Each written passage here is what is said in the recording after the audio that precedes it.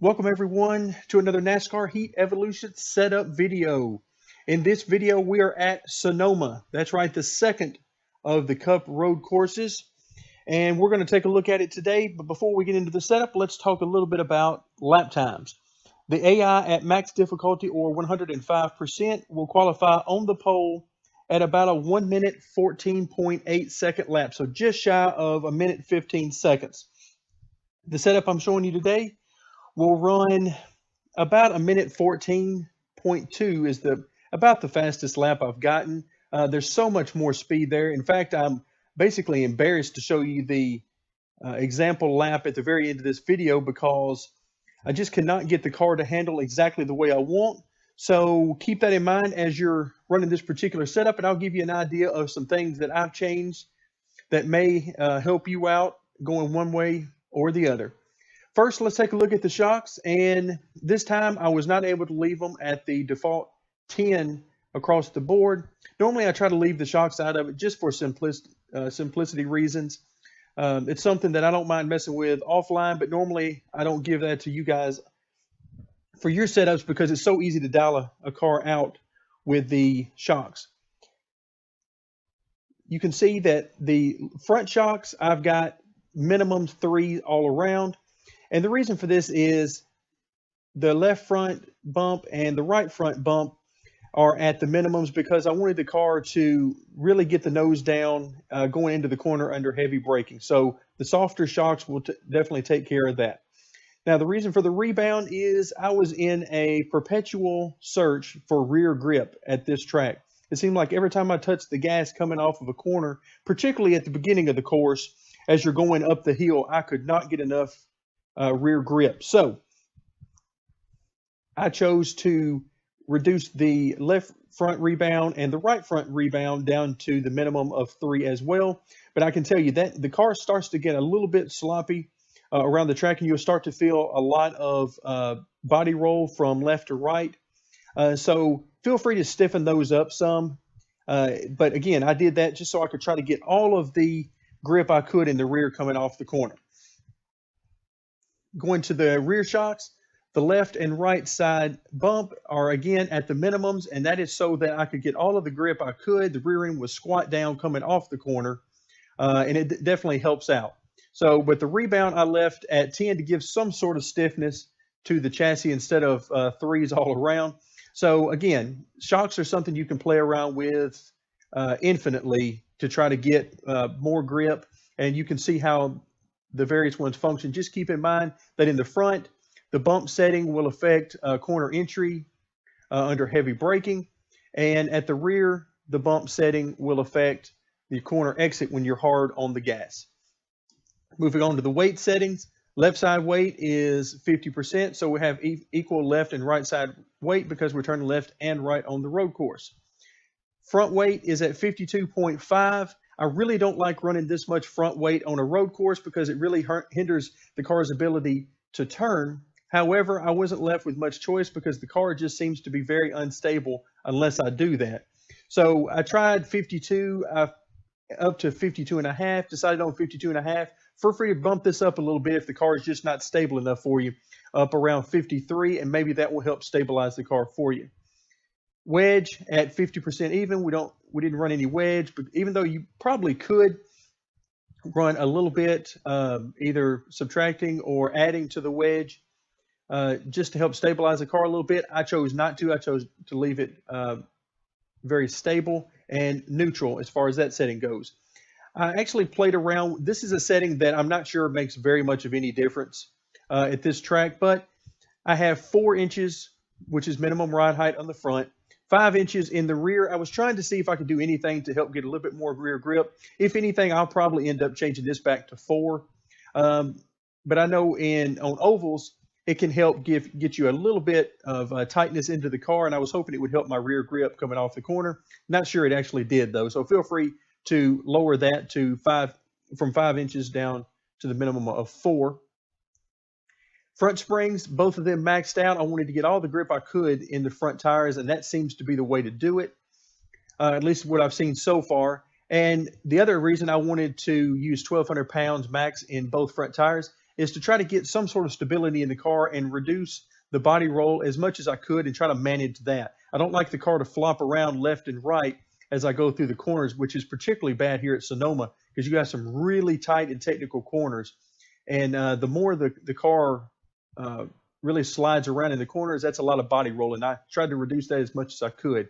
Now in the rear of the car, if you remember from Watkins Glen, I used the maximum 600-pound springs. Well, here I couldn't get away with that. I wanted to use that again so I could get the car to really turn and rotate coming off the corners and reduce the body roll, but I just couldn't get by with it, so I had to reduce. And finally, I decided on 350 pounds. I also ran some good laps and using 400-pound rear springs. So definitely test those out for yourself. You might want to go down to 300, test it out, go up to 400, test it out, and see what you like.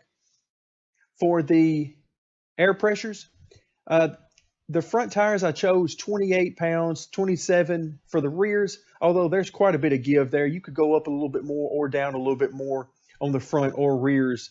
I couldn't tell a whole lot of difference there. You can also try something like lowering them all the way down to about 20 pounds and see if that helps you out with some grip as well. So again, a lot of adjustability here at the road course. Just like at, if we move on to miscellaneous settings and talk a little bit about camber, just like at Watkins Glen, the camber setting is a compromise, is the best way of putting that.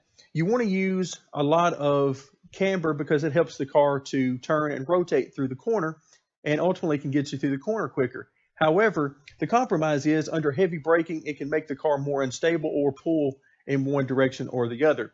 So I decided on -4 degrees of camber on both the left front and right front, but feel free to, increase that or decrease that, test it out and see how it works for you. I chose that setting because it allowed me to run a good bit of camber. -4 degrees is a good bit of camber, but at the same time, it kept the car fairly stable under braking. So again, test it out and see what works for you. Front sway bar, 1.675. If the car is not quite stable enough for you under rotation or as you enter the corners, then try increasing this number up closer to 2 inches. That will tighten the car and decrease the amount of rotation you get. So that can help out with some stability. If the car is just not turning enough for you, try reducing this number, and that can definitely have an effect. The track bar is even at 9 inches across, as you would expect from a road course. And in this case, you can try lowering this to get a little bit more rear grip, but I tried to keep it as high as I could just for the sake of the rotation. But again, it's all about finding a balance, how hard you're going to be on the gas coming off the corner. If you're pretty good with the throttle about using, you hear the drivers talking about just pretend there is an egg underneath the throttle, so you mash it slightly rather than using it like an on and off button. Then if you're used to driving it like there's an egg underneath the throttle, then you can usually get by with running a little bit higher track bar and letting the car rotate more naturally by itself, rather than if you really tend to give it a lot of throttle, like an on-off switch, you either completely on the throttle or completely off, then you may have to run a little bit lower on the track bar to keep the car from getting loose, particularly on corner exit. Brake bias is something that's going to be very individualistic. Again, 77% to the front for me, and that's pretty good. The thing I wanted to avoid here is because you've got a lot of quick braking and a lot of left to right quick transitions, I did not want the car to get loose under braking, so I went up a little bit to 77%. Again, feel free if you're to increase this if you're having trouble with the car getting loose under heavy braking. Lower it if you're having trouble getting the car to turn under heavy braking. Grill tape still at 0%. Wheel lock, didn't touch it. And steering offset is at 0 here because we're turning left and right, so we don't need an offset. Gear settings, I did mess a little bit with the first and second gear. I found that I didn't need as much first and second gear as they had, so I reduced these a little bit to try to calm the car down. One of the big problems I have on road courses in this game particularly is the engine braking, which is the amount of torque that the engine applies to the rear wheels whenever you lift off the gas. So if you're turning a lot of RPMs and then all of a sudden you lift completely off the gas. The engine wants to really brake the car hard. It wants to slow the car down. There's a lot of that in this game, and I find that really hurts me, getting me loose, particularly through the corners here as I'm lifting off the gas. So mind your RPMs as you're going through the corners. Make sure that you don't downshift too hard and turn too many RPMs, particularly before you get to corner exit, as it can get the car really loose.